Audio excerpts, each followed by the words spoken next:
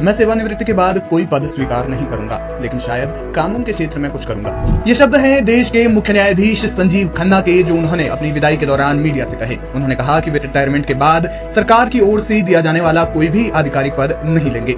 Justice Sanjeev Khanna मंगलवार 13 मई को retire हो गए हैं। बतौर न्यायाधीश मंगलवार को उनका अंतिम कार्य दिवस रहा। इस मौके पर उन्होंने इस बात की पुष्टि की कि वे रिटायर होने के बाद कोई भी आधिकारिक पद ग्रहण नहीं करेंगे। जब सुप्रीम कोर्ट में मीडिया कर्मियों से वे मिल रहे थे, तब उन्होंने एक प्रश्न का उत्तर देते हुए कोई पद न लेने की बात कही। जस्टिस खन्ना के इस बयान से स्पष्ट हो गया है कि वो किसी आयोग का अध्यक्ष पद या फिर कोई संवैधानिक पद तो स्वीकार नहीं करेंगे, लेकिन कानून के क्षेत्र में वे काम करते रहेंगे। हालांकि इस क्षेत्र में उनकी अगली भूमिका क्या होगी और कैसे होगी, इस पर उन्होंने कुछ भी स्पष्ट नहीं किया है। उन्होंने फिलहाल इतना संकेत दिया है कि वो ना तो घर बैठेंगे और ना ही सरकारी पद पर बैठेंगे, बल्कि अपनी लंबी कानूनी यात्रा में कानून के क्षेत्र में ही कोई भूमिका तय करेंगे। उनके फेयरवेल सेरेमनी के दौरान सुप्रीम कोर्ट बार एसोसिएशन के अध्यक्ष Kapil Sibal, attorney general R Venkataramani, solicitor general Tushar Mehta समेत तमाम वरिष्ठ अधिवक्ताओं ने स्पीच दी और उनके साथ बिताए गए दिनों को याद किया। बताया जा रहा है कि उन्होंने दिल्ली हाईकोर्ट के जस्टिस यशवंत वर्मा केस पर भी टिप्पणी की। बार एंड बेंच के मुताबिक उन्होंने कहा, न्यायिक सोच निर्णायक और निर्णयात्मक होनी चाहिए। हम प्लस और माइनस देखते हैं और फिर तर्कसंगत तरीके से मुद्दे पर निर्णय करते हैं। जब हम ऐसा करते हैं तो हम निर्णय लेते हैं, फिर भविष्य आपको बताता है कि आपने जो किया वो सही था या नहीं।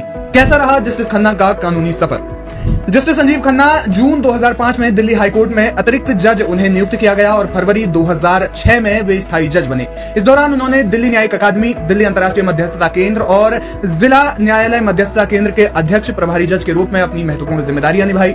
18 जनवरी 2019 को जस्टिस खन्ना को सुप्रीम कोर्ट का जज नियुक्त किया गया। उनकी नियुक्ति कुछ विवादों में रही, क्योंकि उन्होंने किसी हाई कोर्ट के मुख्य न्यायाधीश के रूप में कार्य नहीं किया था, लेकिन उनकी वरिष्ठता और योग्यता के आधार पर यह निर्णय लिया गया। 11 नवंबर 2024 को जस्टिस खन्ना ने भारत के 51वें मुख्य न्यायाधीश के रूप में शपथ ली। जस्टिस डीवाई चंद्रचूड़ के उत्तराधिकारी के रूप में उन्होंने शपथ ली। उनका कार्यकाल 13 मई 2025 तक रहा, जो केवल 6 महीने का था, क्योंकि भारतीय संविधान के तहत सीजेआई का कार्यकाल 65 वर्ष की आयु तक का ही होता है। अपने कार्यकाल के दौरान उन्होंने तमाम ऐतिहासिक फैसले दिए, जिनमें इलेक्टोरल बॉन्ड मामला, अनुच्छेद 370, Bilkis Bano case, places of worship act और वीवीपैट वेरिफिकेशन जैसे तमाम मामले हैं।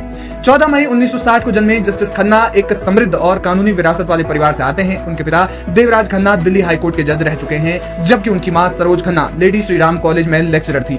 वो सुप्रीम कोर्ट के पूर्व जज हंसराज खन्ना के भतीजे हैं, जिन्होंने केशवानंद भारती केस 1973 में मूल संरचना सिद्धांत का प्रतिपादन किया और आपातकाल के दौरान एडीएम जबलपुर बंदी प्रत्यक्षीकरण मामले 1976 में एक ऐतिहासिक असहमति व्यक्त की थी, जिसे हम हेबियस कॉर्पस मामले के नाम से जानते हैं। इस न्यायिक स्वतंत्रता के बदले जस्टिस एचआर खन्ना को जनवरी 1977 में भारी कीमत चुकानी पड़ी थी। कहा जाता है कि तब उन्हें इसी वजह से सीजेआई नहीं बनने दिया गया था। अपने परिवार के सदस्यों की तरह बतौर न्यायाधीश उनका करियर भी बेहतरीन रहा।